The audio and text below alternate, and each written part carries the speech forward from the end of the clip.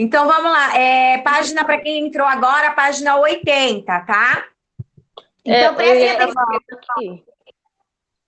Tá Tá, não pedindo tem problema, agradeço, viu, gente? É porque eu tô pelo celular, eu não tenho webcam. Inclusive, eu estou sem computador, estou usando o computador do meu filho, porque meu computador queimou.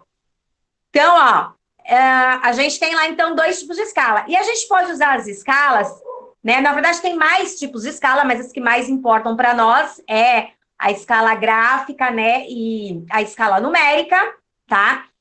E a gente pode usar essas escalas para diferentes tipos de aplicação, tá?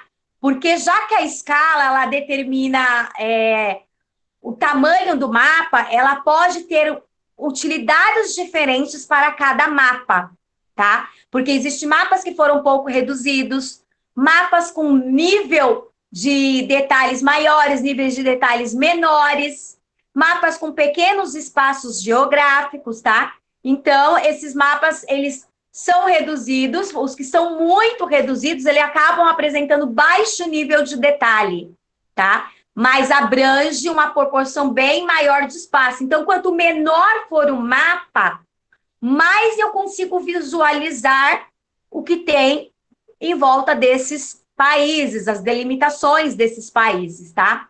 Então, se você observar os mapas da região de Cornélio Procópio, no Paraná, ele foi reduzido. É um mapa que foi reduzido. Olhem na página 81.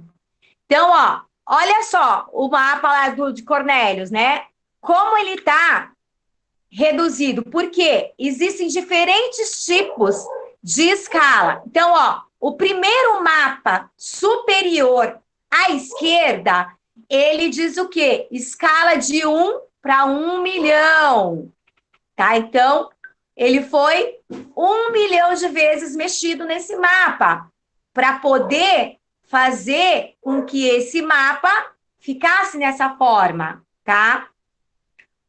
No segundo mapa, escala de 1 para 250 mil. Olha como vai aumentando, né? E a riqueza de detalhes, tá?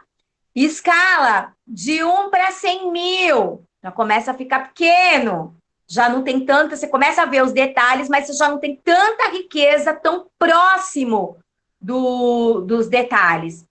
E no 1 para 50 mil, você vê o mapa com um todo, tá? Então, essas são as funções da escala, tá? Então, ela consegue designar esses tamanhos. Quanto maior o número que representa a escola, menor aparece o objeto que está sendo representado, tá? Então, ó, nos maiores números, eu tenho o objeto menor, porque a escala ela não diminui a proporção, então eu tenho um objeto menor, mas que abrange uma área do espaço geográfico que apresenta pequeno nível de detalhe, mas que apresenta bom nível de detalhe abrangendo os espaços muito pequenos. Então, ó, essa primeira escala aqui, de 1 para 1 milhão, ela é uma escala grande. O nível de detalhe é pequeno, então as cidades são médias, os rios são grandes e as principais estradas é que você consegue ver nesse mapa. De 1 para 50 mil, a escala é pequena. Ela é considerada, então, uma escala grande. Então, pequenas vilas, pequenos rios, plantações, estradas de terra, tá? Então, assim, é o inverso a escala. Aqui a área abrangida que deveria ser grande, ela não vai ser grande na realidade, ela vai ser pequena. O nível de detalhe é pequeno. E na área abrangida pequena, o nível de detalhe é grande, tá? Bom, passando lá então, gente, para a página 84, tá? Na página 84, a gente tem lá a profissão cartógrafo, tá? Então, existe um profissional, né, um estudioso, que coleta e mede e processa os dados para a confecção dos mapas. Tenho certeza que em algum momento que vocês estavam na rua com os pais de vocês, viu um homem, normalmente são dois, um numa ponta da rua e um outro na outra ponta da rua, com um tripé ou com uma câmera em cima. E eles fazendo alguns pontinhos no chão. O que eles estão fazendo ali? Coletando dados para confecção de mapas, tá? Porque os mapas podem nos ajudar hoje em dia. A gente tem os mapas. Você nunca viu, Sara? Assim, Sara, eu vejo bastante. Inclusive, já teve um momento em que o carro do Google passou filmando a rua onde eu estava passando. Mas Teofi, tem esses homens, eles normalmente, igualzinho tá na página 84, ó, tem um tripé com uma câmera ali na página 84. Inclusive, na rua da escola eu já vi um outro dia, um dia que eu estava indo trabalhar, eu já vi, tá? Então, eles fazem a medição. Então, a profissão que é responsável por isso é a profissão cartógrafo. Então, é o cartógrafo que faz com que seja medida a rua, toma as proporções da rua e consegue, então, lá formar os mapas. Tudo isso depois, gente, claro que os mapas hoje em dia, eles não são feitos mais manualmente, né? Então, os mapas são coletados, né? Essas informações são coletadas rua por rua. Então, lá eles contam se tem um rio, se tem árvore, se tem igreja, porque assim, igreja, postos de saúde, hospitais, delegacia, dá trabalho, Sara, é bem bacana, mas dá trabalho. Todos esses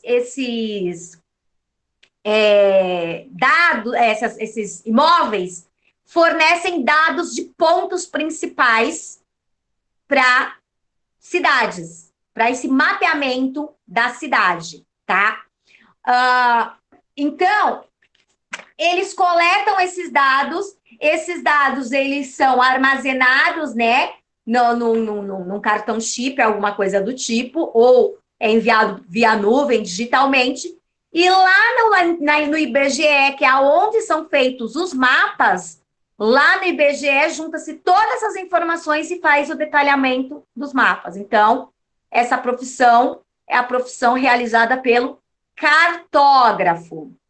Página 85. As diferentes maneiras de representações do espaço geográfico. Bom, eu posso representar o espaço geográfico não apenas através de mapas. Eu posso representar o espaço geográfico de diferentes formas. Uma das formas em que eu posso representar o espaço geográfico, representar um cômodo da minha casa, representar uma sala da minha escola, representar o bairro da minha escola, o mercado, a farmácia, o que eu quiser, são as maquetes, tá? Então, as maquetes, elas são representações de proporções relativamente pequenas do espaço geográfico, tá?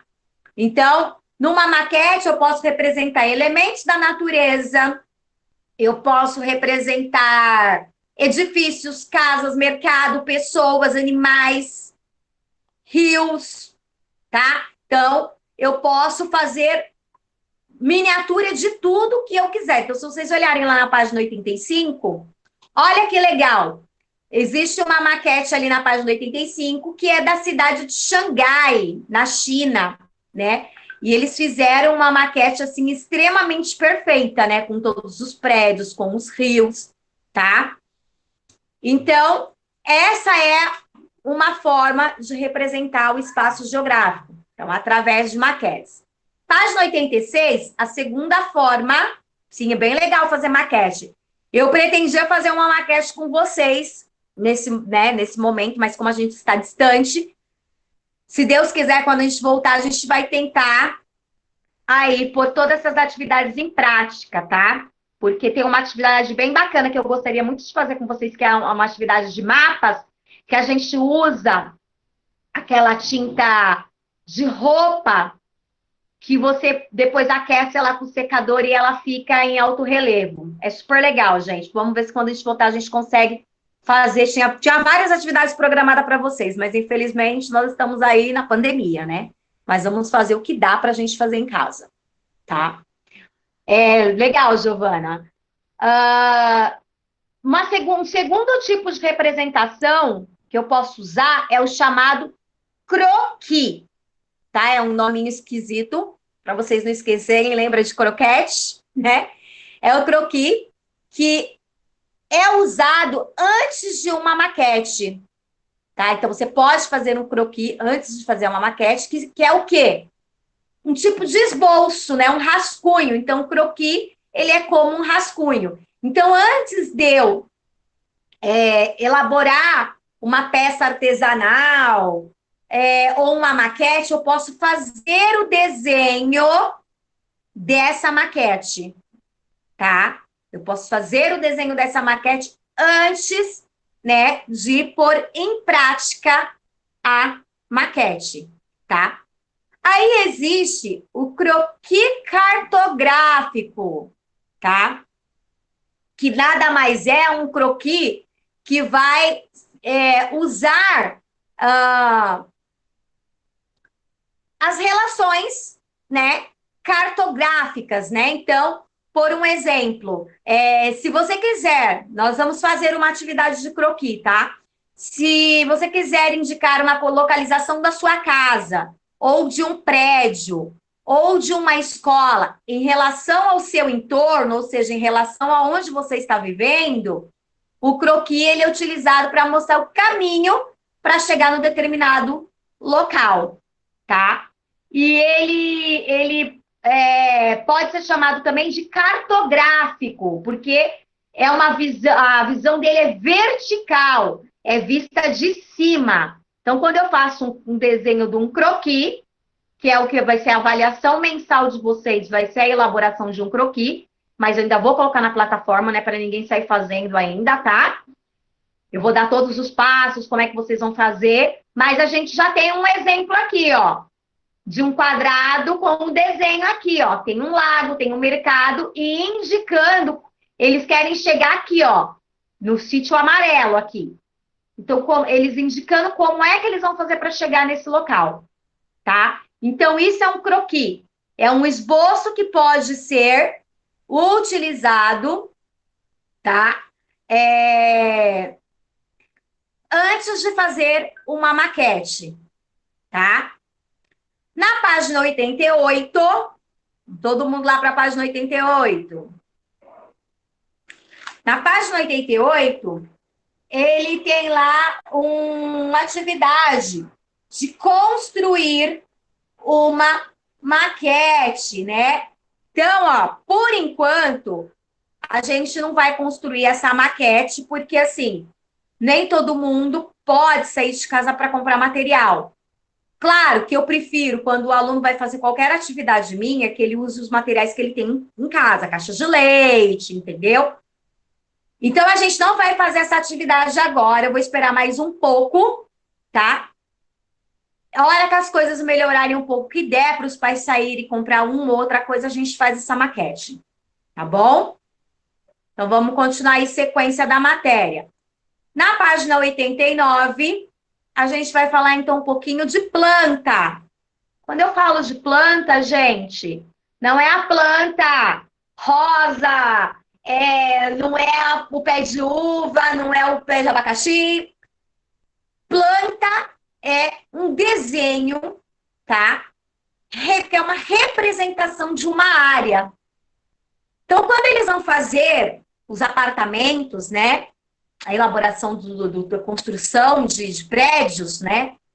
Eles fazem primeiro uma planta, né? Primeiro, na verdade, assim, eles fazem primeiro um croquis, né? Do prédio, tá? Página 89 agora. Eles fazem um croquis do prédio primeiro. Depois eles fazem a maquete do prédio. E aí eles precisam fazer a parte interior dos apartamentos. Como é que eles vão vender esse apartamento para o cliente? O cliente tem que ter uma noção de como é o interior do apartamento. Então, o interior do apartamento, eles utilizam uma planta, né? Fazem uma planta do interior do apartamento. Então, quando você vai lá comprar o apartamento, ele tem um desenho, né? Mostrando aí a planta. Então, usa-se muito para shopping center também, tá? E eles fazem isso, então, usando uma folha de papel com um bom nível de detalhes, tá? A planta de uma casa, por exemplo, não apresenta a que altura o teto se encontra do piso, porque você vai olhar uma visão de cima. Você não vai olhar a planta assim. Então, você não vai ter noção de altura do chão para o teto, tá? Você vai ter uma visão vertical. Então, ó, olhem o desenho aí na página 89. Isso é uma planta, tá? Então, a planta, ela é da visão vertical, ela é usada muito para edifício, para casa, e se considera a confecção de planta, né? Na visão vertical da realidade, tá? Então, o ponto de observação está acima da edificação. É como se você tivesse. É como se o prédio estivesse aqui, ó. Como se o prédio, se a caneta fosse o prédio, não tivesse teto e você conseguisse olhar todos os apartamentos de cima. Então, foi a melhor forma que eles encontraram para designar esse tipo de documento, tá? Porque tem relações com as planificações, tá? Então, essa foi a melhor forma que eles acharam para designar, tá? Bom, existe também alguns tipos de planta, né? Então, a gente viu visão vertical, né? E ela é em terceira dimensão, tá? Existem algumas que levam em consideração apenas duas dimensões, largura e comprimento. E existe um outro tipo de planta que leva a visão de terceira dimensão, que é a altura dos objetos, né? E aí a gente chama esse tipo, né, na terceira dimensão, de planta baixa.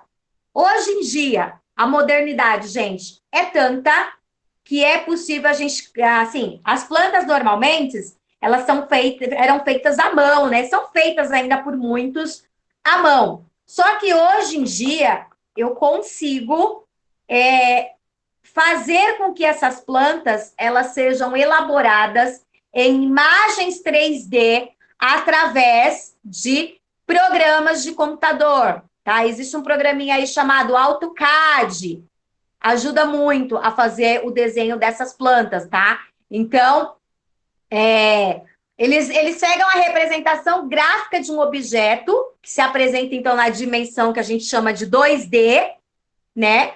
Que é altura e largura. Então, a palavra 2D quer dizer altura e largura.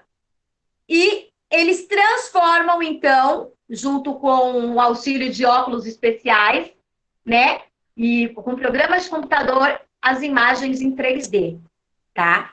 Então, a imagem em 3D, ela fica em 3 dimensões, né? Então, com o auxílio da computação gráfica, eles conseguem fazer isso, né? E o funcionamento dessa imagem é chamada de estereogramas. E se dá da seguinte maneira. Então, como que eles fazem uma imagem 3D? Eles fotografam uma cena ou desenha, aí eles fazem uma segunda cena, só que a segunda cena tem um ângulo diferente em relação à primeira. Então, se eu desenhei a primeira assim, eu vou desenhar a segunda cena assim, tá? Essas imagens são sobrepostas, então eles colocam uma imagem em cima da outra para serem visualizadas tridimensionalmente, tá? Então, cada cena ficará de uma cor, que geralmente é vermelho e azul. E os óculos são específicos para filtrar cada ângulo de visão. Por isso que quando a gente vai assistir um filme em 3D ou ver uma imagem em 3D, a gente usa o óculos. É muito fácil fazer um óculos desses, gente, para cada ângulo de visão. A gente pode usar um óculos desse fazendo um óculos com papel celofane vermelho para o olho esquerdo e um celofane azul para o olho direito. Então, dá para a gente conseguir fazer isso em casa, criar um óculos 3D. Ah, mas vai adiantar eu criar um óculos 3D e olhar para o meu computador ou para a tela do meu celular? Não. Por quê? As imagens têm que estar sobrepostas. Se as imagens não estiverem sobrepostas, tá? A gente não consegue, tá? De jeito nenhum visualizar nada. Tá? As imagens têm que ser desenhadas em ângulos diferentes. Tudo bem até aí, gente? Professora Giovana Lima fez uma pergunta no chat. Eu já respondi já, meu anjo, obrigado. Eu já respondi já. Falei para ela que eles designaram planta justamente ligado ao planejamento, tá? Ah, tá, Bom, entendi. página 92. Vamos lá, todo mundo, página 92. A gente vai falar aqui na página 92 de plantas Professora. cadastrais. Oi. É pra gente fazer essas atividades aqui? Quando for para fazer, eu vou subir lá na plataforma, tá, Laís? Acompanha Tá sempre bom. na plataforma, tá bom? Tá. Plantas cadastrais. Então, no período em que administravam as cidades, né, os governos, eles precisavam conhecer a cidade melhor para que eles pudessem cobrar mais impostos, para fiscalizar, para poder organizar o crescimento urbano. E aí surgiu, então, a necessidade de confeccionar a representação do espaço. E aí, essa representação do espaço a gente chama de plantas cadastrais, tá? Então, as plantas cadastrais, elas representam o quê? As áreas maiores da cidade, os quarteirões, o nome das ruas, as avenidas, praças e prédios públicos, tá? Então, ele é o guia das ruas. Existe, desde quando eu era criança, existe um guia de ruas, que é um livro enorme, grosso assim, com todas as ruas e todos os comércios de São Paulo, tá? Então, na forma de plantas cadastrais que eles conseguem fazer os guias de rua. Então, olhem aí a imagem, uma planta cadastral da região central de Belo Horizonte, Minas Gerais, numa escala de 1 para 12.500, né? Então, nessa escala, a gente consegue observar, tá? Com clareza o nome das ruas, das avenidas, a localização de grandes formas construídas de paisagem, como o shopping center. Então, olha lá, a gente tem lá, ó, Shopping Del Rey. Aí a gente tem perto do Shopping Del Rey, lá em verde, o Bom Marché, que é um hipermercado. E aí a gente tem as ruas. Olha uma escola estadual lá em roxo, do lado direito, Escola Estadual Princesa Isabel, tá? Então, isso é a representação cadastral de uma planta, tá?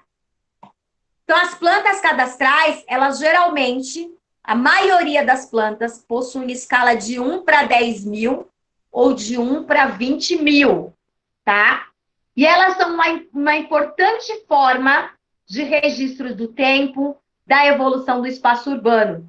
Porque se eu pegar uma planta antiga de Guarulhos, eu vou ver se eu acho depois em algum site uma planta antiga de Guarulhos e vou anexar lá para vocês olharem. Pegar uma planta antiga de Guarulhos, uma planta nova de Guarulhos, vocês vão ver como que a cidade de Guarulhos, ela mudou, né? Porque antes a gente tinha algumas ruas em terra, tá? E agora a maioria das ruas, elas são asfaltadas, tá?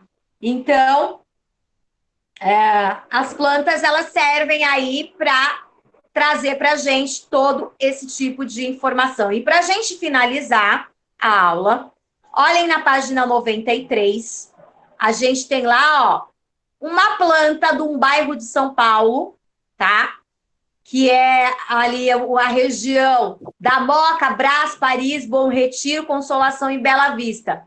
Isso aqui é uma planta antiga, tá? Era como era na época. Tá uma planta da cidade. Professora, Oi? mas a planta não era só, tipo assim, dentro de um lugar, uma planta de uma construção?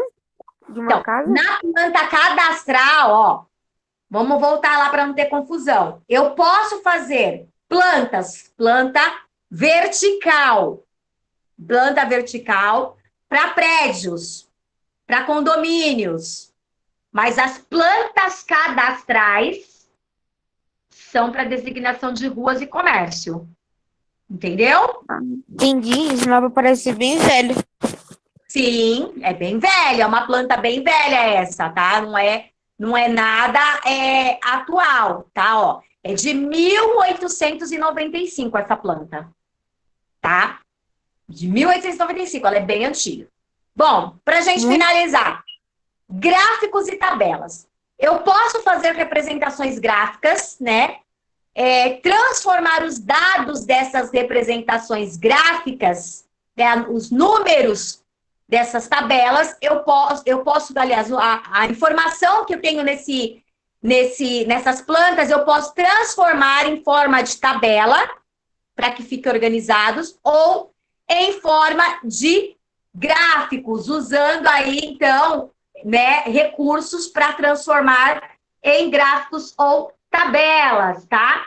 Então, próxima aula, gente, a gente continua falando um pouquinho mais aí de gráficos e tabelas, ok? Deixa eu ver a chamada. Vamos lá. Quem já foi escrevendo o nome e quiser saindo, pode ir saindo. E aí, presta atenção lá não esqueçam que a atividade para entregar hoje e prestem atenção lá na plataforma que eu vou subir a atividade mensal lá da prova da avaliação de vocês mensal lá na plataforma, tá? Que eu vou subir em forma de trabalhinho.